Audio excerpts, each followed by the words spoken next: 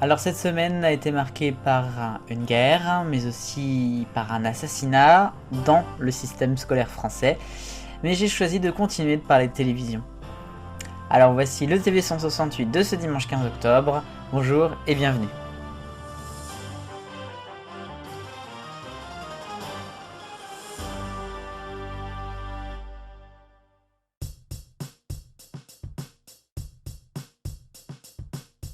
Alors à la une ce dimanche, j'aurais pu parler d'actualité, aussi du traitement de la télévision de la guerre en Israël, ou encore de ce qui s'est passé pour ce professeur de français. Mais non, j'ai décidé de changer totalement de sujet et de parler d'autre chose, parce que voilà, il faut un petit peu se changer l'esprit. On va parler d'un autre sujet sérieux, la Star Academy. Bon, c'est un sujet de divertissement, c'est un sujet qui va faire sourire. L'émission revient le samedi 4 novembre prochain, et c'est quelque chose de bon. Il y a par contre un des professeurs de l'année dernière qui ne sera pas présent, Yanis Marshall, j'en ai déjà parlé. Alors au départ on ne savait pas trop s'il était viré, s'il partait, ou des histoires d'emploi du temps ou des histoires d'argent. Et finalement il en est un petit peu tout autre, puisque Yanis Marshall s'est confié et a parlé notamment dans Le Parisien, et en fait il a dit qu'il a craqué l'année dernière. À la fin de la saison, il faut dire qu'il était très fatigué, puisqu'il n'était pas à la fois que le danseur des candidats, mais aussi le chorégraphe des primes, et donc c'est lui qui préparait avec son équipe de danseurs tous les numéros finalement, tout. Donc bon, il y a eu aussi peut-être un peu d'alcool et peut-être d'autres choses qu'on ne sait pas. Ce qu'il en est, c'est que il a un petit peu craqué, notamment lors des Energy Music Awards 2022, qui a été présenté par Camille Combal pour la première fois. Et il s'est confié sur ses problèmes, sur un petit peu ce qu'il ressentait, un petit peu aussi ses angoisses. Et il s'est confié à une personne qui est dans l'entourage ou quasiment même dans TF1. Il pensait que c'était cette personne de confiance, sauf que bon, ça a un petit peu basculé contre lui, et c'est pour ça finalement qu'il est parti. Alors on n'en sait pas plus que ça, il y a peut-être des choses qui nous dépassent, mais je trouve dommage moi qu'on ne laisse pas sa chance une deuxième fois à Yanis Marshall.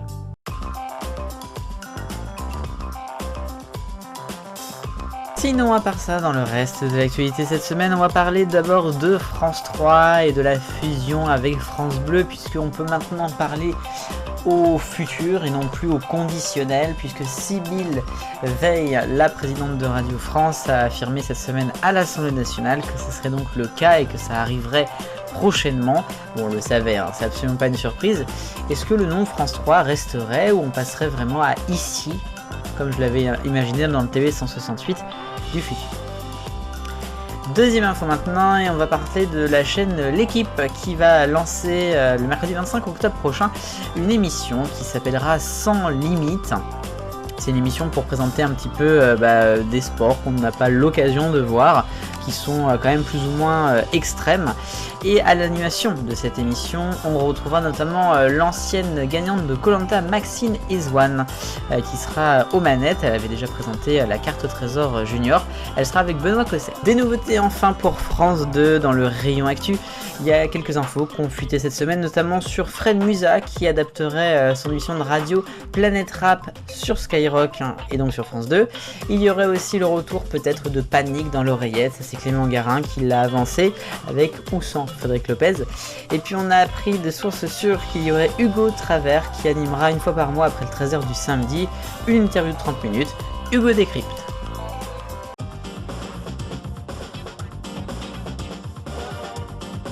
La nouvelle émission de TF1 avec Bruce Toussaint, qu'est-ce que vous en pensez? C'était ma question 168 de dimanche dernier. Vous avez été quand même la moitié à dire que c'est un top. Il y a une trentaine d'entre vous, 30%, qui pensent mi-figue mi-raisin, et puis 15% pour un flop.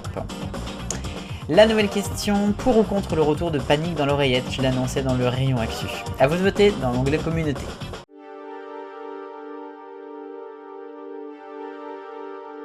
Plus belle la vie maintenant, puisque la série va faire son retour normalement en janvier sur le groupe TF1. La série sera désormais diffusée principalement sur internet, même si on devrait la retrouver aussi en linéaire sur les antennes. Alors, on a eu cette semaine une inauguration carrément par la ministre de la Culture des nouveaux décors de Plus belle la vie, décors qui seront désormais à quasiment la moitié en extérieur. Vous avez par exemple ici l'image de la façade du fameux bar du Mistral. Les décors extérieurs, les vrais donc, seront désormais dans la ville d'Allo, qui est pas très loin de Marseille. Il y aura toujours l'intérieur du Mistral et d'autres décors qui seront eux dans les studios de la Belle de Mai, donc à Marseille, là où il y avait Plus belle la vie, jusqu'à novembre 2022. Évidemment aussi cette semaine, pensez à Marouane Bérini.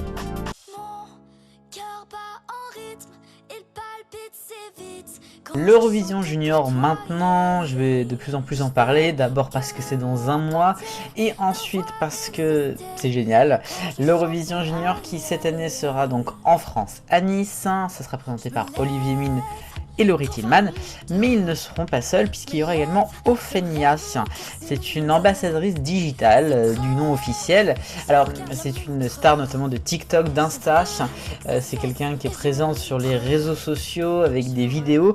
On l'a vu notamment très récemment même près de la politique puisqu'elle avait été invitée je crois à l'Elysée contre le harcèlement scolaire. C'est un petit peu une de ses points importants. Tiens justement ça tombe bien puisque Zoé Closure, la représentante française, parle de harcèlement scolaire dans sa chanson. A noter qu'elle sera donc la troisième co-animatrice, Ophenia, de l'émission avec Mine et Tillman.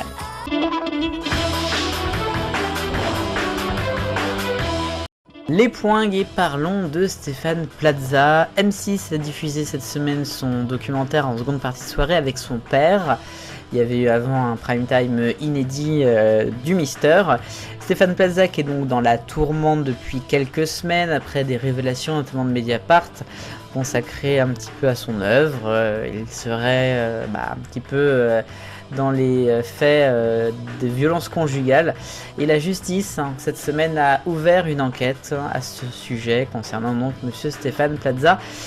Suite à la diffusion de sa soirée un peu spéciale, Café Chou Blanc sur M6 mardi soir, il y avait une manifestation devant le siège de la chaîne et du groupe concernant donc Stéphane Plaza. C'est un petit peu compliqué actuellement, donc on va suivre ça bien évidemment au fil des semaines. On risque d'en avoir de plus en plus.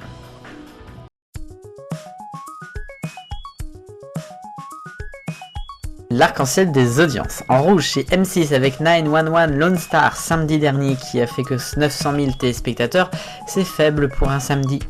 France 3 est en orange avec Chantons Aznavour, la rediffusion n'a fait que 1 140 000, 6% de part de marché vendredi. TF1 en jaune avec le concert événement Tous avec les Bleus, jeudi seulement 2 millions de téléspectateurs, ça aurait pu être même pire finalement. C8 en vert avec Y'a que la vérité qui compte, un retour en inédit avec 1 169 000 jeudi soir, c'est vraiment bien.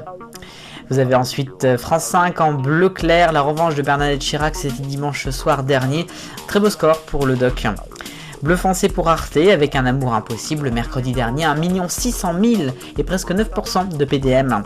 Et c'était TF1 qui rafle la mise avec le match Pays-Bas-France de vendredi, 6 millions de téléspectateurs en violet.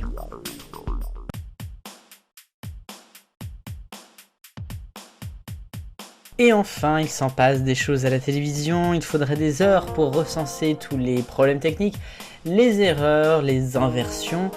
Bon, je ne vais pas tous les faire évidemment, mais cette semaine il y a eu une petite chose croustillante sur France 2. Mardi après-midi pendant l'émission, ça commence aujourd'hui entre 14h et 15h, alors que l'émission se déroulait en différé et qui était bien partie. À un moment donné a été mis à l'antenne non plus le flux concernant, donc ça commence aujourd'hui, mais le trafic BFM TV avec un numéro de téléphone et donc un fond de mire. C'est le trafic en fait, c'est un canal où parfois les chaînes peuvent être amenées à diffuser pour d'autres chaînes des images qui sont en train de filmer par exemple, donc c'est exactement ça. Donc il n'y avait rien qui était diffusé par BFM à ce moment là pour France 2, mais voilà, il y a une petite erreur avec un joli bruit bien aigu qui a été diffusé pendant une dizaine de secondes. l'essentiel de l'actualité de la télévision depuis les 168 dernières heures. J'espère que la vidéo vous a plu, je vous donne rendez-vous si c'est le cas dimanche prochain pour un nouveau numéro. Et puis samedi il y aura aussi le Top TV, n'oubliez pas. Vive le bonheur, on est tous des millions de copains, salut!